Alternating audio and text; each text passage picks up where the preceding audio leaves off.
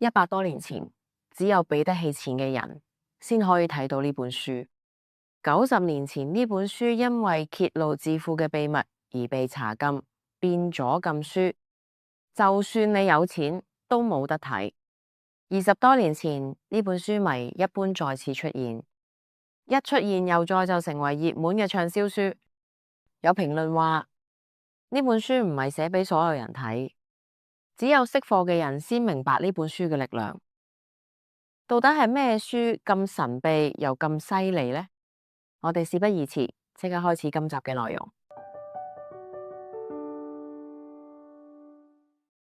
喺1912年，美國企業家查爾斯哈內爾出版咗一本書，英文名叫做《The Master Key System》，中文譯做世界上最神奇的24堂課。呢本書當年出版咗幾個月就賣咗20幾萬本，好多人睇完呢本書都受到好大嘅啟發，喺好短嘅時間裏面獲得大量嘅財富同埋成功。但係到咗1933年，呢本書突然喺市場上消失咗。原來係因為當時有一班有錢嘅商人，佢哋唔想有咁多人睇到呢本書，因為佢哋擔心會有太多人睇完呢本書之後變得有錢，於是呢班商人就聯合起嚟，要求美國教會去查禁呢本書。之後呢本書只可以用手抄嘅形式喺上流社會度流傳。據聞當時要$1500先可以買到一份手抄本，當時嘅$1500大概相當於一個人2年嘅總收入。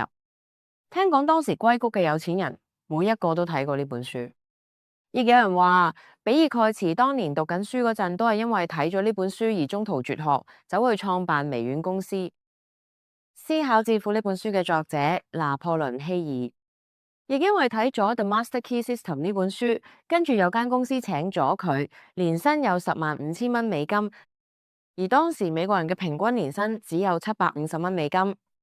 因為呢本書，佢寫出自己嘅成功學著作，亦因此寫咗封感謝信俾查爾斯哈內爾，多謝佢為佢帶嚟新思維。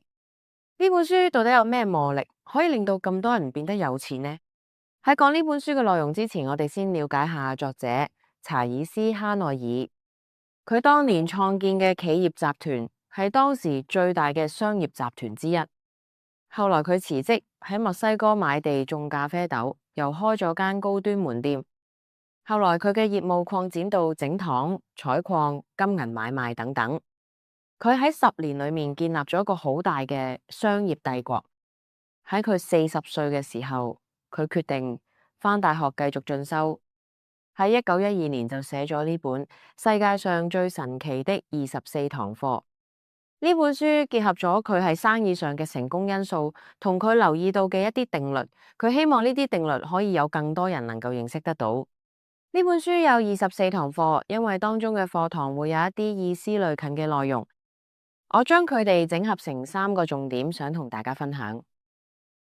第一，外在世界只不過係你內在世界嘅投影。呢個係一個好重要嘅觀點。明白呢一點，你就知道能夠改變一切嘅就係你自己。我哋好多時都會聽到有人咁樣講，唉，冇辦法啦，大環境係咁，經濟唔好，所以我咪冇嘢做。我老細咩都唔理唔做，我咪要做埋佢嗰份咯。我成日遇到唔好嘅人，我條命係咁。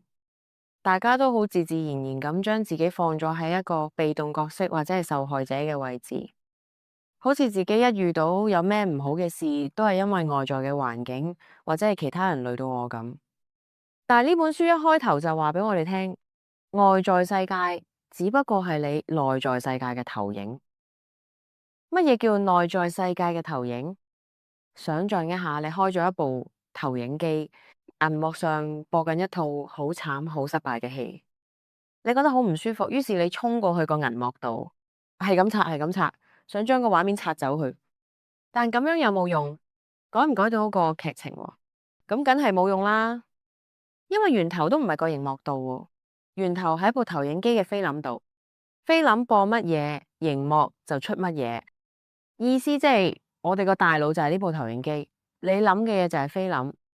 如果你內心充滿恐懼、缺乏，覺得自己唔值得，即係好似你成日話自己條命係咁，你嘅大腦就會自動幫你喺現實世界裏面篩選出所有符合你內心感受嘅證據出嚟。呢啲就係菲林，然後播出嚟俾你睇。咁你睇到嘅就係我真係唔值得，我條命就係咁。作者想講俾我哋知，思想就係能量。呢個唔係咩玄學，而係量子力學同心理學嘅結合。你每日腦入面嗰6萬個諗法，會組織成你人生嘅藍圖。所以你話思想係幾咁重要？如果你想改變外在嘅財務狀況、人際關係，你要改變嘅唔係外在嘅事，你唯一要改嘅係你個腦入面嘅思想。作者話，思想走喺行動之前，你要想得到先可以做得到。所以思想係因，生活中嘅遭遇就係果。但係我哋好多時就淨係留意到生活中嘅果，即係已經發生咗嘅事，但就冇意識到其實呢件事發生係因為我哋有呢個思想在先。情況就好似有個女仔叫 Mary， 佢一直認為自己個人好內向、好鈍，身邊嘅人一定唔中意自己，去到邊都一定會俾人排斥。咁當 Mary 去到新環境時，佢一定唔會主動同人講嘢，又因為驚被人拒絕，全程坐埋一邊，又唔敢望人，睇落去就好似生人勿近咁。結果其他人自然覺得 Mary 好難接近，所以大家都冇主動去同佢講嘢。Mary 就好似真係俾人排斥咁。跟住 Mary 就同自己講：睇下，我一早就知大家都唔中意我。但 Mary 冇意識到，係因為佢一開始預設咗人哋唔中意我嘅思想，呢個因先導致佢做出防備、冷漠嘅行為，最後創造咗被孤立嘅結果出嚟。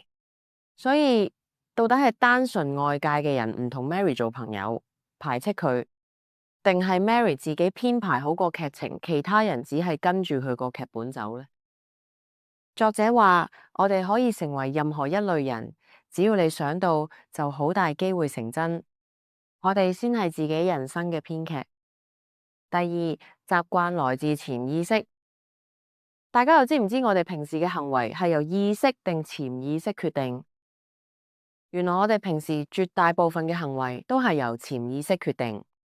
潛意識掌控咗我哋95%嘅人生，好似自動導航系統咁。潛意識負責處理所有自動化嘅程序、習慣、情緒反應同埋根深蒂固嘅信念，而意識就掌控我哋5%嘅人生，例如高級決策同修正系統。意識負責處理，需要高度專注、邏輯推理、學習新事物同埋自我反省。我哋嘅心智分為意識同潛意識。假設心智係一艘船，意識就好似船上面嘅船長，負責理性分析、做決定、同外在世界溝通；而潛意識就係引擎，佢唔識分對錯，佢淨係負責執行。而我哋唔能夠成功，原來係因為意識同潛意識冇達到一致。就好似你個意識好想發達，每日同自己講我要賺大錢。但你個潛意識真係內心深處，因為由細到大受家庭影響，覺得有錢人都係衰人，錢好難賺，好辛苦先有。而潛意識嘅力量大過意識，當兩者有衝突，潛意識實會贏，佢會冇意識咁引導你去做出錯誤嘅投資。每次你賺到少少錢或者出咗花紅，你就會突然好想買嘢，用咗啲錢，從而令自己繼續保持貧窮，去符合你潛意識錢好難賺嘅設定。咁即係如果你想變有錢，就要先改變潛意識嘅設定。咁點樣先可以重新設定潛意識呢？作者提出一個好有用嘅方法，就係專注同靜落嚟。我哋每日都太多嘢要做，成日機不離手，接收一大堆資訊，你嘅意識攰到根本做唔到嘢。如果想將新嘅財富、成功、健康嘅思想植入潛意識，我哋要學識精神集中。作者叫我哋做一個練習，每日抽15分鐘，收埋部手機，坐喺同一個地方，身體坐直，令身體完全靜止，放鬆肌肉，然後喺腦海入面清空雜念，只係專注想象一個你已經成功或者你過得好好嘅畫面。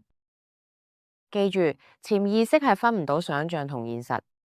當你不斷重複一個充滿細節、充滿真實情感嘅畫面，潛意識就會當真，然後佢就會好似導航系統 GPS 咁樣喺現實生活入面引導你遇到合適嘅人、合適嘅機會。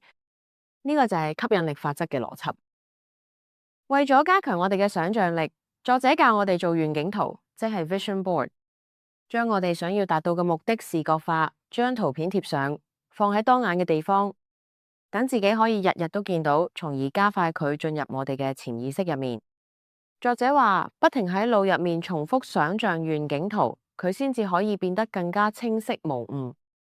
每一次重複嘅過程，都會令到呢幅圖比之前更加生動立體。而呢個圖像越清晰，佢喺外在世界中呈現出嚟嘅能力就會越高。作者話，我哋嘅思考能力係無限，亦都代表咗我哋嘅實踐能力係無限嘅，足夠讓我哋創造出一切自己渴望想擁有嘅外在環境。第三，富足唔需要真，而係一個自然規律。作者話俾我哋聽，自然界嘅本質係豐盛 （abundance）。好似呼吸咁，你唔會驚隔籬個阿伯吸多咗2口氣，你就冇得吸，因為空氣係無限嘅。宇宙嘅能量、財富、機會，本質上都係無限。而我哋大部分人都有匱乏思維 （scarcity mindset）。我哋成日覺得機會係有限，錢係有限。見到邊個同事升職，邊個朋友買樓，我哋表面恭喜，心入面其實好妒忌，總係覺得人哋賺多咗，我就會賺少咗，令到自己生活喺比較妒忌同焦慮之中。咁點樣可以同豐盛接軌？作者講咗一個好特別嘅觀念，想要豐盛，你要先給予 giving， 唔係話叫你盲目去做善事或者派錢俾人，而係一種心態。當你驚冇錢而死守住啲錢，你向宇宙傳遞嘅信息係：我好缺乏，我好驚，宇宙就會回應你嘅匱乏，俾更多嘅匱乏你。當你願意付出你嘅智慧、時間，甚至金錢去幫助人，去創造價值，你向宇宙傳遞嘅信息係：我好豐盛，我多到可以俾人，宇宙就會回應你嘅豐盛，俾更多嘅豐盛你。欲先取之，必先予之。大家最想知嘅成功道理，其實就係呢個利他嘅過程。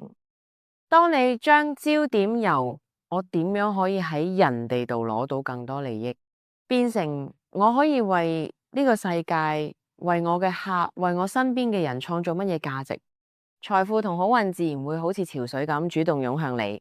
呢個就係 Master Q 嘅核心秘密。